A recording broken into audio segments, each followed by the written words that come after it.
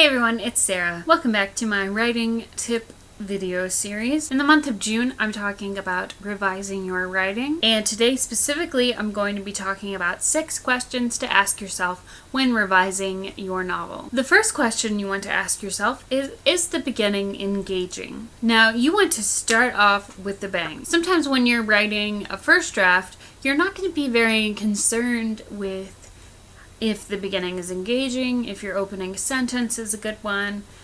And so when you're revising, you want to really spend some time to make sure that your beginning is going to draw the reader in and, attract the attention of a literary agent or a publisher. When you submit your manuscript to literary agents or when they submit it to publishers, oftentimes they're only going to be reading the first few pages or so, and sometimes not even that. Sometimes if you don't get an agent's attention right away on page 1, they won't read any more of your novel. So if you have, a brilliant novel past page 10, it might be possible that people won't ever see it because you have to have a really good engaging, strong opening. I did a video not too long ago about how to write a good opening sentence, and I will link to that down below in case you want to check that out. The second question you want to ask yourself is, are there a lot of filler words? These are words that are not necessary. You would be surprised how many words that if you deleted them, you would still get the meaning of the sentence or of the scene. So as you're going through, see how many words you can delete. I know when I'm writing a first draft, I have a tendency to put a lot of extra words like just or kind of or sort of or almost. For those of you who have been watching my videos for a while, you will know that I do this a lot when I'm talking as well. But when you're writing, you don't need those words. So don't worry about this when you're writing a first draft, but when you're going through and editing, it's a good time to delete those words. The next question you want to ask yourself is, are there any plot issues? Now this could be plot holes or confusing parts. Some of these things you're not going to notice on your own, but some of them, if you have been writing a first draft for a while and then you put it aside for a few weeks and you come back to it and you're reading it, you might, notice, oh, well, this part's confusing, or I bring up this thing here, but I don't ever say anything about it again, or there's a big plot hole here. Some of that stuff you will notice on your own. The next question you want to ask yourself is, are the characters fleshed out? So you want to make sure that your characters are well developed and that your characters are three-dimensional. You don't want to have stereotypical characters or characters who fall flat on the page.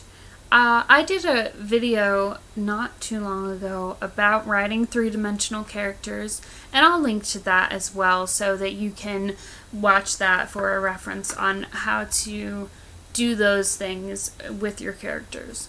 There are a lot of helpful character development exercises and questionnaires that you can find online, and that will definitely help. The next question you want to ask yourself is, does each piece of the story matter? So you want to go through chapter by chapter or scene by scene and ask yourself, does the scene really matter? Does it need to be here? Is it important to the story, to the plot?